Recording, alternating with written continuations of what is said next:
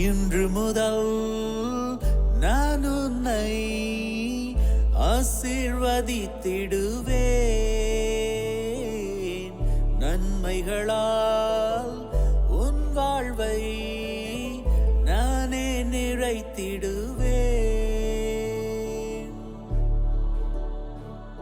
இன்றைய நாள் உங்கள் அனைவருக்கும் ஆசிரின் நாளாக அமைய உங்களுக்காக ஜெபித்து நிற்கும் நான் உங்கள் அன்பின் அருட்தந்தை ரமேஷ் கிறிஸ்டி.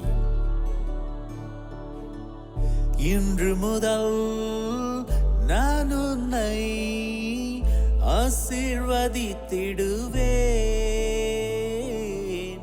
நன்மைகளால் உன் வாழ்வை நானே நிறைத்திடுவேன். ஆண்டவரது இல்லத்தில் நடப்பட்டிருக்கும் பொழுது வாழ்நாள் எல்லாம் செழிப்புற்று இருப்பீர்கள். தந்தை, மகன், தூய ஆவியாரின் பெயராலே ஆமென்.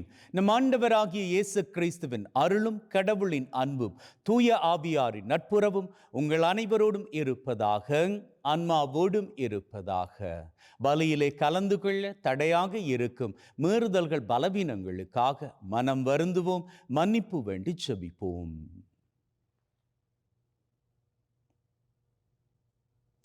ஆண்டவரே இரக்கமாயிரும், ஆண்டவரே இரக்கமாயிரும். கிறிஸ்துவே இரக்கமாயிரும், கிறிஸ்துவே இரக்கமாயிரும். ஆண்டவரே இரக்கமாயிரும், ஆண்டவரே இரக்கமாயிரும்.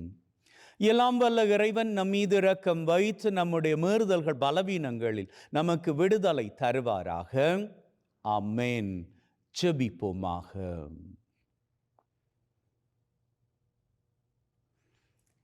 எங்களை வாழ வைத்துக் கொண்டிருக்கும் அன்பின் பரலோக தகப்பனே, உமக்கு நன்றிகளை ஏறெடுக்கின்றோம். இன்றைய நாளிலும் எங்கள் ஒவ்வொருவரையும் வாழுவதற்காக தட்டி எழுப்பி எங்களுக்கு உம்முடைய அன்பின் கிருபையை நிறைவாக பொழிந்தமைக்கு நன்றிகளை தருகின்றோம். அப்பா, இன்றைய நாளில் யாரெல்லாம் தங்களது பிறந்த தினத்தை கொண்டாடுகின்றார்களோ, யாரெல்லாம் தங்களது திருமண நாளை நினைவு கூறுகின்றார்களோ, இவர்களினது நன்றிகளை ஏற்றுக்கொள்வீராக. அத்தோடு தாங்கள் பெற்றுக்கொண்ட சகலவிதமான நன்மைத்தனங்களுக்கும் இன்றைய நாளிலே இந்த பலி மூலமாக யாரெல்லாம் தங்களது நன்றிகளை தெரிவிக்க விரும்புகின்றார்களோ அவர்களது நன்றிகளையும் ஏற்றுக்கொள்வீராக. மேலும் தகப்பனே, இந்த பலி மூலமாக எங்களது வேண்டுதல்கள், விண்ணப்பங்களை சமர்ப்பிக்கின்றோம். அவற்றையெல்லாம் எங்களது வாழ்நாட்களில் நீர்தாமே நிறைவேற்றி தந்தரள வேண்டும் என்று உம்மோடு தூயாவியாரின் ஒன்றிப்பில் இறைவனாய் என்றென்றும் வாழ்ந்து ஆட்சி செய்கின்றவர் வழியாக உம்மை மன்றாடுகின்றோம். ஆமென். இறைவாக்கினர் எரேமியா நூலிலிருந்து வாசகம். அந்நாள்களில் எரேமியா கூறியது, சுற்றிலும் ஒரே திகில் என்று பலரும் பேசிக்கொள்ளுகின்றார்கள்.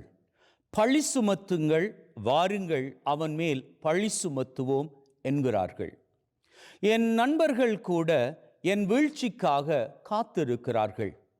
ஒருவேளை அவன் மயங்கி விடுவான், நாம் அவன் மேல் வெற்றி கொண்டு அவனை பழி தீர்த்து கொள்ளலாம் என்கிறார்கள். ஆனால் ஆண்டவர் வலிமை வாய்ந்த வீரரைப் போல என்னோடு இருக்கின்றார். எனவே என்னை துன்புறுத்துவோர் இடறி விழுவர், அவர்கள் வெற்றி கொள்ள மாட்டார்கள். அவர்கள் விவேகத்தோடு செயல்படவில்லை, அவர்களின் அவமானம் என்றும் நிலைத்திருக்கும், அது மறக்கப்படாது. படைகளின் ஆண்டவரே, நேர்மையாளரை சோதித்தறிபவரும் உள்ளுணர்வுகளையும் இதய சிந்தனைகளையும் அறிபவரும் நீரே. நீர் என் எதிரிகளை பழிவாங்குவதை நான் காண வேண்டும், ஏனெனில் என் வழக்கை உம்மிடம் எடுத்துரைத்துள்ளேன். ஆண்டவருக்கு புகழ் பாடுங்கள், அவரை புகழ்ந்தேத்துங்கள், ஏனெனில் அவர் வறியோரின் உயிரை தீயோரின் பிடியினின்று விடுவித்தார். இது ஆண்டவர் வழங்கும் அருள்வாக்கு. இறைவனுக்கு நன்றி.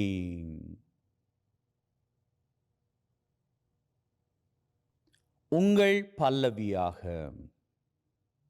என் நெருக்கடி வேளையில் நான் ஆண்டவரிடம் மன்றாடினேன்.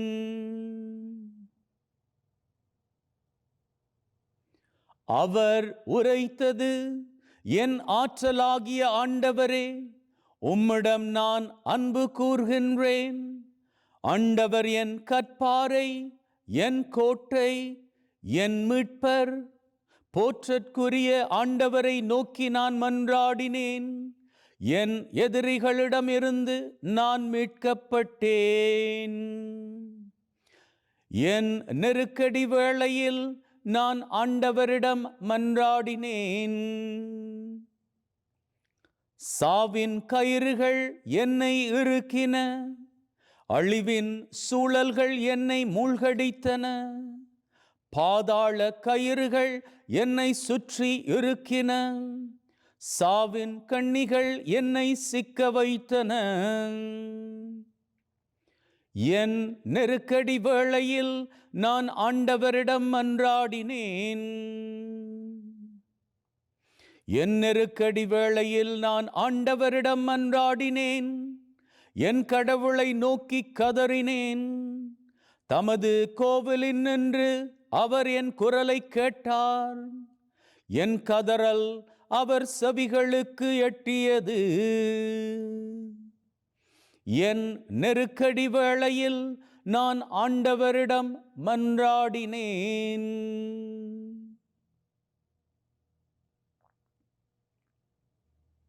நற்செய்திக்கு முன்வசனம். ஆண்டவரே, நீர் கூறிய வார்த்தைகள் வாழ்வு தரும் ஆவியை கொடுக்கின்றன, நிலை வாழ்வும் அளிக்கின்றன.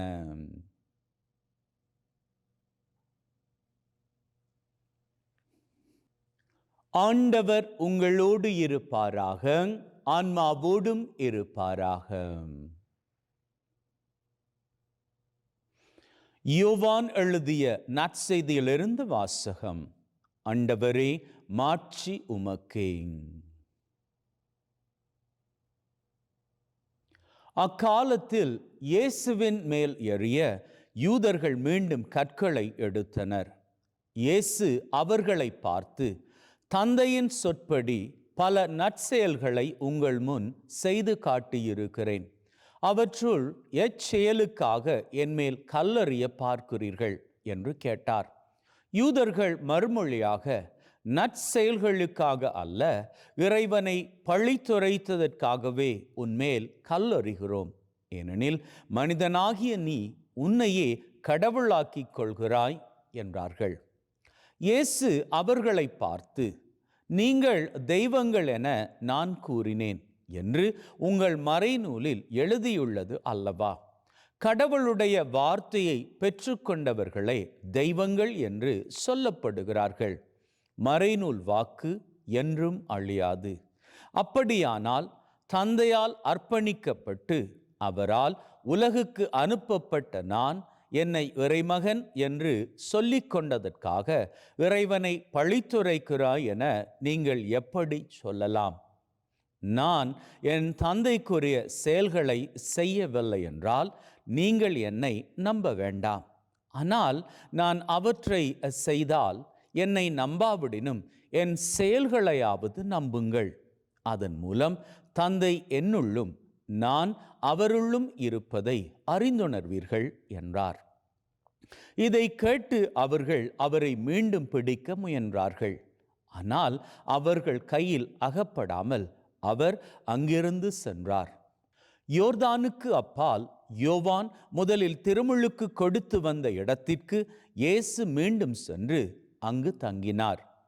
பலர் அவரிடம் வந்தனர். அவர்கள் யோவான் அரும் அடையாளம் எதையும் செய்யவில்லை, ஆனால் அவர் இவரை பற்றி சொன்னதெல்லாம் உண்மையாயிற்று என பேசிக்கொண்டனர். அங்கே பலர் அவரிடம் நம்பிக்கை கொண்டனர். இது கிறிஸ்து வழங்கும் நற்செய்தி. கிறிஸ்துவே உமக்கு புகழ்.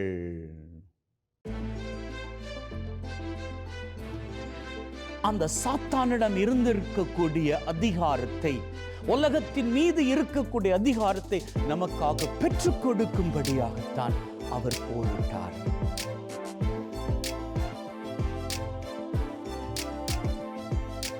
அன்பின் உள்ளங்களே, இன்னைக்கு நாம படிச்ச நற்செய்தியில இயேசு ஆண்டவர் மீது கல்லெறியும்படியாக யூதர்கள் முயற்சி செய்வதை நாம பார்க்கிறோம். எதற்காக அப்படின்னு சொன்னா, இயேசு ஆண்டவர் தான் இறைமகன் அப்படின்னு எல்லார் முன்னிலையிலும் பறைசாற்றியதற்காக. நம்ம எல்லாருக்கும் தெரியும் இயேசு கிறிஸ்து ஆண்டவர் இறைமகன் அப்படின்னு சொல்லி. ஏன்னா நாம வாழுவது அவர் இந்த உலகத்துல வந்து வாழ்ந்து மரித்து உயிர்த்து எழுந்து போனதற்கு அப்புறமாக 2000 வருஷங்களுக்கு அப்புறமாக வாழுகிற இந்த சூழ்நிலையில நமக்கு தெரியும் இயேசு கிறிஸ்து ஆண்டவர் மெய்யான தெய்வம், மெய்யான மெசியா. அவர்தான் இந்த உலகத்திற்கு வந்து விடுதலை கொடுத்த தெய்வம் அப்படின்னு சொல்லி நமக்கு நன்றாக தெரியும். ஆகவே நாம நம்புறோம். ஆனா அன்னைக்கு இருந்த சூழ்நிலை, அந்த சூழ்நிலையில ஏன் இயேசு யாரை தேடி வந்தாரோ அந்த ஜனங்களே அவரை ஏத்துக்கல்ல? யூதர்கள் ஏன் அவங்க ஏத்துக்கல்ல? ஏன்னா அவங்கள பொறுத்த மட்டும் மேசியா அப்படின்னு சொன்னா, தெய்வகுமாரன் அப்படின்னு சொன்னா, அவர் அடுத்தவர்களை மன்னிக்கிற தெய்வம் கிடையாது, மாறாக பழி வாங்குற தெய்வம். அதான் அவர்களுடைய மனநிலையாக இருந்தது. தெய்வம் அப்படின்னு சொன்னா, எங்களுக்கு விரோதமாக யார் என்ன விரோதமான காரியங்கள் பண்றாங்களோ அவங்களெல்லாம் தண்டிக்கிற தெய்வம். ஏன்னா அவங்கள பொறுத்த மட்டும் தெய்வம் அப்படின்னு சொன்னாலே அந்த தெய்வம் தங்களுக்காக போரிடக்கூடிய தெய்வம், இஸ்ரவேல் ஜனங்களுக்காக போரிடக்கூடிய தெய்வம், பார்வோன் படைகளை அழித்தொழித்த தெய்வம், யாரெல்லாம் இஸ்ரவேலர்களுக்கு எதிராக வருவார்களோ அவர்களெல்லாம் வீழ்த்தக்கூடிய தெய்வம். இதான் அவர்களுடைய மனநிலையாக இருந்தது. ஆனா புதிய ஏற்பாட்டில் இயேசு கிறிஸ்து ஆண்டவர் வந்த பொழுது, மீட்பராக வந்த பொழுது, தெய்வமாக வந்த பொழுது அவரை அவர்களால் ஏற்றுக்க முடியலை. ஏன்னா யாரெல்லாம் தீமை காரியம் பண்ணிக்கிட்டு இருக்கிறாங்களோ அவர்களெல்லாம் இவர் போய் மன்னிக்கிறாரு, தேடி தேடி போய் மன்னிக்கிறாரு. வரி தண்டி கொண்டிருந்தவனை போய் மன்னிக்கிறாரு, வரி தண்ணவனை தன்னுடைய சீடனாக ஏற்றுக்கிறாரு, பாவத்தில் பிடிப்பட்டவளை மன்னிச்சு விடுறாரு, சமாரிய பெண்ணுக்கு புது வாழ்க்கை கொடுக்கிறாரு. இப்படி சமூகத்தால் புறக்கணிக்கப்பட்ட எல்லாருக்கும் மன்னிப்பு இரக்கம் அப்படியே கொடுத்துக்கிட்டு போறாரு. அதை பார்ப்பதற்கு இவர்களால் சகிச்சுக்க முடியல. ஆகவே இவங்க என்ன பண்றாங்க, இவரை எப்படியாவது அழிச்சிடணும் அப்படின்னு சொல்லிட்டு எறியும்படியாக கற்களை எடுக்கிறாங்க. வேதம் தெளிவாக சொல்லுது, இயேசு ஆண்டவர் அந்த இடத்துல இருந்து நழுவி போயிட்டார் அப்படின்னு. தன்னுடைய அர்த்தம் என்ன தெரியுமா? இயேசு ஆண்டவர் அவர்களது கண்களுக்கு தெரியாமல் மறைந்து போய்விடுகின்றார். இயேசு ஆண்டவர் மறைந்து போனார் தெரியுமா? ஏன் அப்படின்னா அவருடைய நேரம் அது வரைக்கும் வரலைங்க. இந்த இடத்துல மறைஞ்சு போன இயேசு ஆண்டவர் ஏன் சிலுவை மரத்துல மறைஞ்சு போயிருக்க முடியாது? என்ன, அவர் அப்படி மறைந்து போய் தன்னுடைய உயிரை காப்பாற்றி கொண்டிருந்தால் நாம் எல்லாம் விடுதலை பெற்று கொண்டிருக்க மாட்டோம். அப்போ இந்த இடத்துல இயேசு கிறிஸ்து ஆண்டவர் நமக்காக உயிரை கொடுத்தார் அப்படின்னா, நம்முடைய சகல பாவ காரியங்களை ஏற்றுக்கொண்டு யாரெல்லாம் அவர் மன்னிச்சாரோ அத்தனை பேரினுடைய பாவ காரியங்களையும் தன் மீது எடுத்துக்கொண்டு அவர் சிலுவையில் எல்லாவற்றையும் தன் கூட சேர்த்து மரிக்கும்படியாக பண்ணிவிட்டார். இப்போ இயேசு கிறிஸ்து ஆண்டவரை இந்த யூதர்களால் ஏற்றுக்க முடியல. ஏன் அப்படின்னா அவர் செய்த நன்மையின் காரியங்களால. யூதர்களுடைய மனநிலையின் பிரகாரம் தெய்வம் என்பது போரிடக்கூடிய ஒரு தெய்வம், தங்களுக்காக போரிட்டு வெற்றியை பெற்றுக் கொடுக்கக்கூடிய ஒரு தெய்வம். இயேசு கிறிஸ்து ஆண்டவரும் அதற்காகத்தான் வந்தார். அவர் ஜனங்களோடு அல்ல, மாறாக சத்துருவாகிய சாத்தானோடு போரிட்டு அந்த சாத்தானிடம் இருந்திருக்கக்கூடிய அதிகாரத்தை, உலகத்தின் மீது இருக்கக்கூடிய அதிகாரத்தை நமக்காக பெற்றுக் கொடுக்கும்படியாகத்தான் அவர் போரிட்டார். அதை யூதர்களால் புரிஞ்சுக்க முடியல. இன்னைக்கு நம்முடைய வாழ்க்கையில் நாம நன்றாக யோசித்து பார்ப்போம். நாம எதற்காக போராடுகிறோம்? யார் கூட போராடுகிறோம்?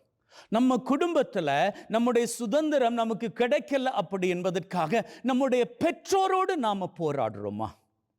அல்லது பசங்க நல்லபடியாக எங்களது பேச்சு கேட்டு நடக்கல அப்படி என்பதற்காக பசங்க கூட நாம சண்டை போட்டு அவங்க கூட போராடிக்கிட்டு இருக்கிறோமா? அவங்கள பத்தி தப்பா நாம இது என்னப்பா இந்த பசங்க, இந்த நாட்கள்ல இருக்கிற பசங்க அப்படின்னு சொல்லி அவங்கள மனசு உடையும்படியாக தப்பா நாம பேசுறோமா? யோசிச்சுத்தான் பார்ப்போமே. அந்த நாட்கள்ல நாங்கெல்லாம் அப்படின்னு சொல்லி நாம பழைய புராணத்தை பாடுறதையும் பார்க்க, இப்போ இருக்கக்கூடிய இந்த சமுதாயத்துக்கு ஏற்றபடி ஏன் நாம இயேசு கிறிஸ்து ஆண்டவரை அன்னைக்கு யூதர்கள் ஏற்றுக்கொள்ளல? அது ஒரு படிப்பினை நமக்கு. அதே நிலை நமக்கு வேணுமா? வேண்டாமே. நாம் இன்றைய சமுதாயத்தை புரிந்து கொண்டு அவர்களுக்கு ஏற்றபடி ஏன் நம்மால அவர்களை நல்வழிப்படுத்த முடியாது? அன்பை கொடுத்தால் அன்பை பெறலாம், அராஜகத்தை கொடுத்தால் அராஜகத்தை தான் பெற முடியும். நாம் அப்பேற்பட்டவர்களாக இருக்க வேண்டாமே. ஏன்னா இன்னைக்கு இருக்கக்கூடிய இளைய சமூகம் தான் நாளைய தினம் பெரியவர்களாக தலைவர்களாக வர வேண்டியவர்கள். அவர்களது மனதில் எதை நாம விதைக்கிறோமோ அதுதான் மரமாக முளைத்து அதன் கனிகளைத்தான் இனி வரப்போகின்ற சமூகம் சுவைக்க போகிறது. அது நற்கனிகளாக இருக்கணும் அப்படின்னு சொன்னா இப்பவே நாம் அவர்களுக்கு நன்மையான காரியங்களை விதைக்கணும். இன்றைய சமூகம் தப்பான பாதையில் சென்று கொண்டு இருக்கிறார்கள் அப்படின்னு சொன்னா நம்மால அவர்களை திருத்த முடியல அப்படின்னு சொன்னா அவர்களை குறித்து தப்பா நாம பேசி அவர்களது வாழ்க்கை எப்படி இயேசுவை நோக்கி கல்லறிந்து அவரை அழிக்கும்படியாக அன்னைக்கு யூதர்கள் சித்தம் கொண்டார்களோ அதுபோன்று நாம் அவர்களது எதிர்காலத்தை அழித்து விடாமல் மாறாக நாம என்ன பண்ணிக்கலாம் தெரியுமா? சரி, நாங்கள் ட்ரை பண்ணிட்டோம், சொல்லி பார்த்துட்டோம், பேச்சு கேட்பதாக இல்லை.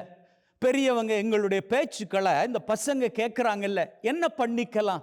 நீங்கள் ஒன்றுமே பண்ணிக்க வேணாம், அவர்களுக்காக ஜபிச்சுக்கோங்க. Prayer can do wonders. நம்புறீங்களா? ஜபத்தால் ஆகாத காரியம் எதுவுமே இல்லைங்க, எல்லாமே கூடும். ஜபத்தால எல்லாமே கூடும். இதை நீங்க நம்புவீங்களாக இருந்தா உங்க பசங்களை ஜபத்துல வச்சு ஜபிச்சுக்கோங்க. அதற்காக நீங்க ஜபிச்ச உடனே பசங்களுடைய வாழ்க்கை மாறிடுமா அப்படின்னு நினைச்சிடாதீங்க. உடனடியாக எதுவுமே மாறாது. சாதாரணமாக ஒரு விதையை போட்டா கொஞ்ச நாட்கள் நீங்க பொறுத்துத்தான் இருக்கணும் அறுவடைக்கு. அதுபோல நீங்க ஜெபம் என்கின்ற விதையை போடுங்க. உங்க பசங்களுக்காக நீங்க ஜபிக்க ஆரம்பிங்க.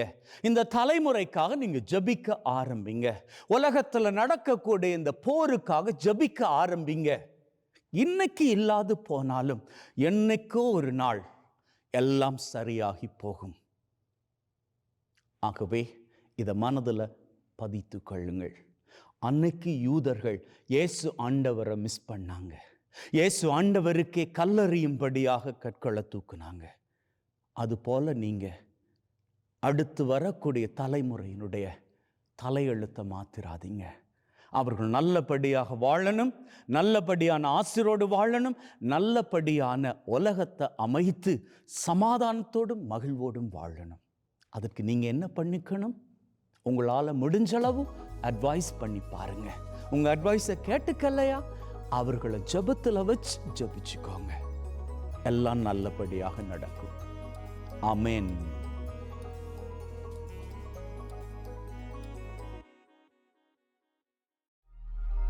எங்களின் இதய தோட்டத்திலே ஆண்டவரே, அனைத்துலகின் நிறைவா உம்மை போற்றுகின்றோம். ஏனெனில் உமது அருட்பெருக்கிலிருந்து இந்த அப்பத்தை பெற்றுக்கொண்டோம்.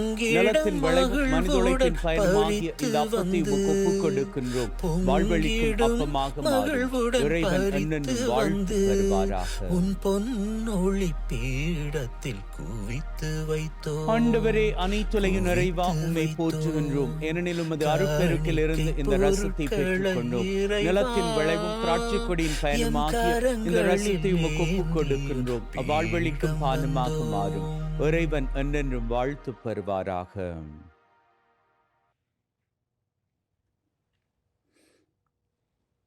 Wash away from my iniquities, cleanse me from all my sins.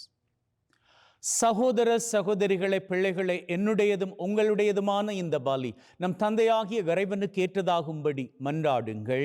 நம் ஆண்டவர் தம்முடைய திருப்பெயரின் புகழ்ச்சிக்காகவும் மாட்சிக்காகவும் திரு அவையின் நன்மைக்காகவும் கையிலிருந்து இந்த பலியை ஏற்றுக்கொள்வாராக. மீட்பு கூற்றாகிய தகப்பனை ஒப்பு கொடுக்கின்ற பலி வழியாக எங்கள் வாழ்வின் மீது நிறைய ஆசிரை பொழிந்தருள்வீராக. எங்கள் ஆண்டவராகிய கிறிஸ்து வழியாக உம்மை மன்றாடுகின்றோம். ஆமென். ஆண்டவர் உங்களோடு இருப்பாராக, ஆன்மாவோடும் இருப்பாராக. இதயங்களை மேலே எழுப்புங்கள், ஆண்டவரை நோக்கி எழுப்பியுள்ளோம். நம் இறைவனாகிய ஆண்டவருக்கு நன்றி கூறுவோம், அதுவே தகுதியும் நீதியும் ஆனது. தூயவரான தந்தையே, என்றும் வாழும் எல்லாம் வல்ல இறைவா, என்னாலும் எவ்விடத்திலும் நாங்கள் உமக்கு நன்றி பலி செலுத்துவது மெய்யாகவே தகுதியும் நீதியும் ஆகும், எங்கள் கடமையும் மீட்புக்குரிய செயலுமாகும். உம்முடைய வார்த்தையானவர் வழியாக அனைத்தையும் படைத்தீர். அவரை மீட்பராக இடைற்றுபவராக எங்களுக்கு அனுப்பினீர்.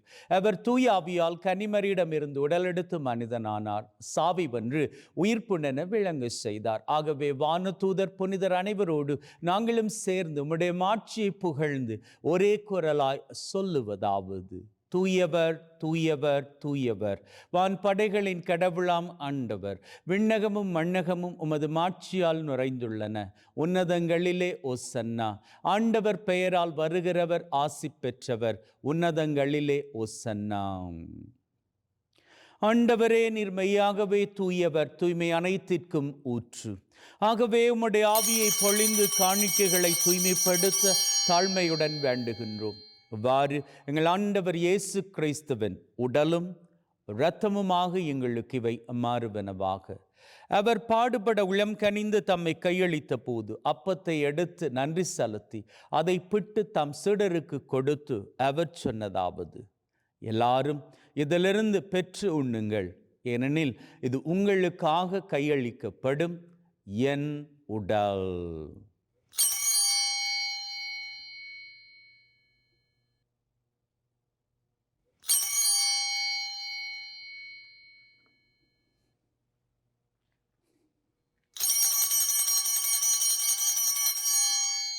அவ்வண்ணமே உணவருந்திய பின் கிண்ணத்தை எடுத்து நன்றி செலுத்தி தம் சீடருக்கு கொடுத்து அவர் சொன்னதாவது: எல்லாரும் இதிலிருந்து பெற்று பருகுங்கள், ஏனெனில் இது புதிய நித்திய உடன்படிக்கைக்கான என் இரத்தம், பாவ மன்னிப்புக்கென்று உங்களுக்காகவும் எல்லாருக்காகவும் சிந்தப்படும். இதை என் நினைவாக செய்யுங்கள்.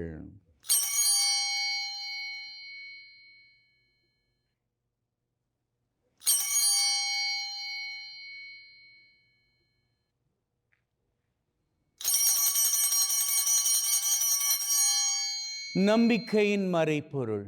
ஆண்டவரே, நீர் வரும் வரை உமது இறப்பை அறிக்கையிடுகின்றோம், உமது உயிர்ப்பையும் எடுத்துரைக்கின்றோம்.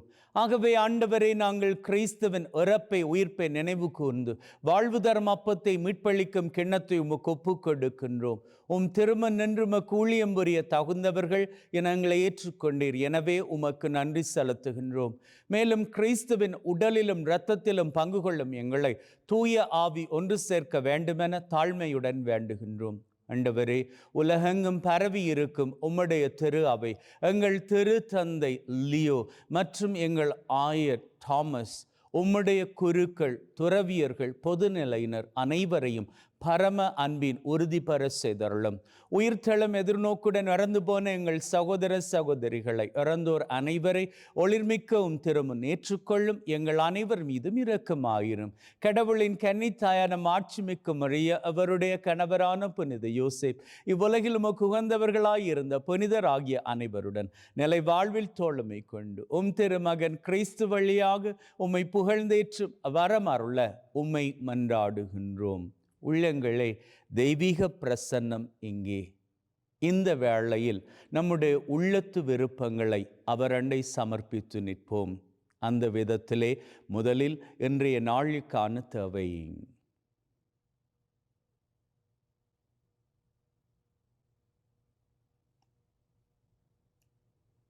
இந்த வாரத்திற்கான தேவை.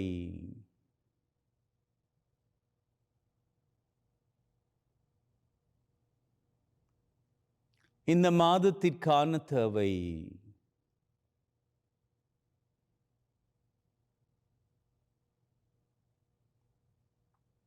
இந்த வருஷத்திற்கான தேவை.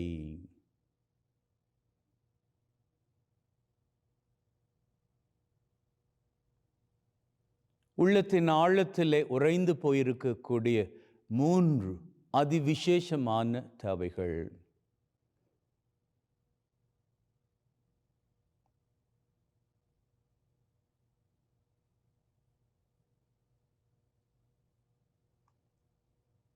இந்த 7 தேவைகளோடு உலகத்திலே அமைதி, சமாதானம் பெருக வேண்டும் என்றும் விசேஷித்த விதமாக வேண்டி நிற்போம்.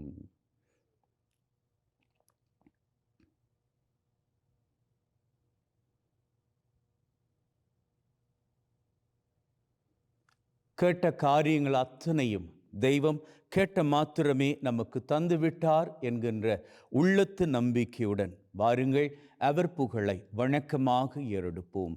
இவர் வழியாக, இவரோடு, இவரில் எல்லாம் வல்ல இறைவனாகிய தந்தை தூய ஆவியின் ஒன்றிப்பில் எல்லா புகழும் மாட்சியும் என்றென்றும் உமக்கு உரியதே. ஆமீன், ஆமீன், ஆமீன்.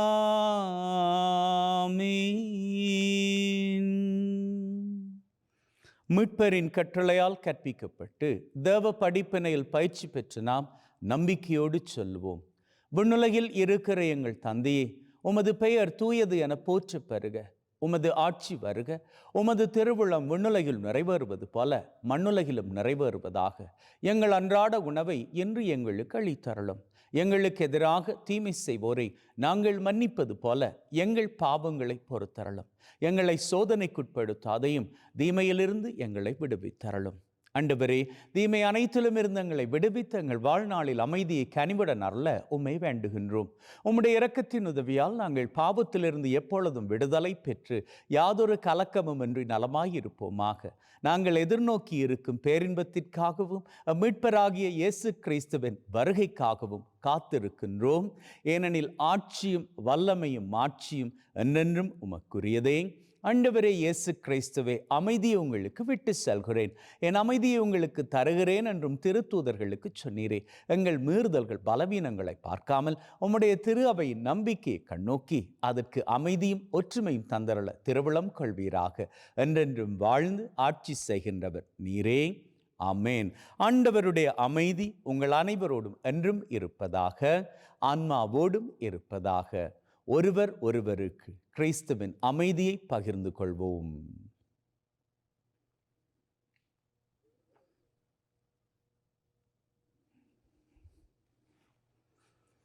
உலகின் பாவங்களை போக்கும் இறைவனின் செம்மறியே, எங்கள் மேல் இரக்கமாயிரும்.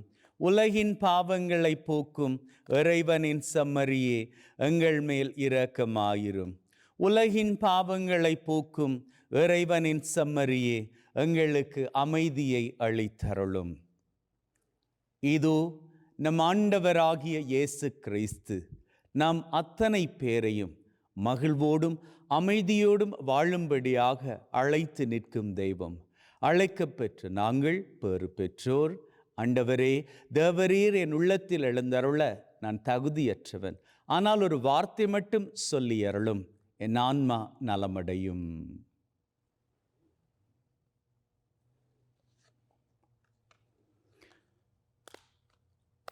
May the mingling of this body and blood of Christ bring me everlasting life.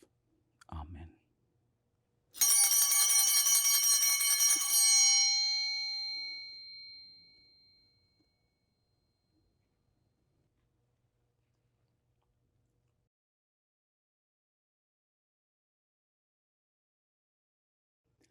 ஜெபிப்போமாக.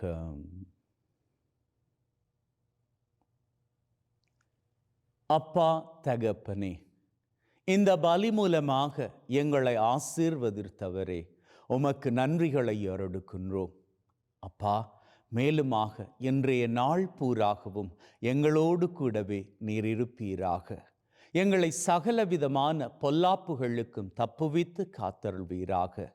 ஆபத்துக்கள், விபத்துக்கள், தீமைகள், துன்பங்கள், அவமானங்கள், அவதூறுகள், துப்பாக்கிச் சூடுகள், குண்டுவெடிப்புகள் உடல் உள்ள நோய் நொடிகள், வைரஸ் கிருமிகளின் தொற்றுக்கள், பிசாசின் பொல்லாத கட்டுக்கள், போதை பழக்கத்தின் அடிமை தளைகள் சகலவற்றிலிருந்தும் நீர்தாமே எங்கள் ஒவ்வொருவரையும் தப்புவித்து காத்தருள வேண்டும் என்று எங்கள் ஆண்டவராகிய கிறிஸ்து வழியாக உம்மை மன்றாடுகின்றோம். ஆமென். ஆண்டவர் உங்களோடு இருப்பாராக, ஆன்மாவோடும் இருப்பாராக. எல்லாம் வல்ல இறைவன் தந்தை, மகன், தூய ஆவி உங்கள் அனைவரையும் ஆசிர்வதிப்பாராக. ஆமென். சென்று வாழுங்கள். திருபலி நிறைவேறிற்று. இறைவனுக்கு நன்றி. அன்பின் உள்ளங்களே, ஆண்டவர் அழைக்கின்றார் மகிழ்வோடும் சமாதானத்தோடும் வாழும்படி. எனவே நம்முடைய வாழ்க்கையை மகிழ்விலும் சமாதானத்திலும் வாழ்ந்து கொள்வோம். May God bless you. Have a great day.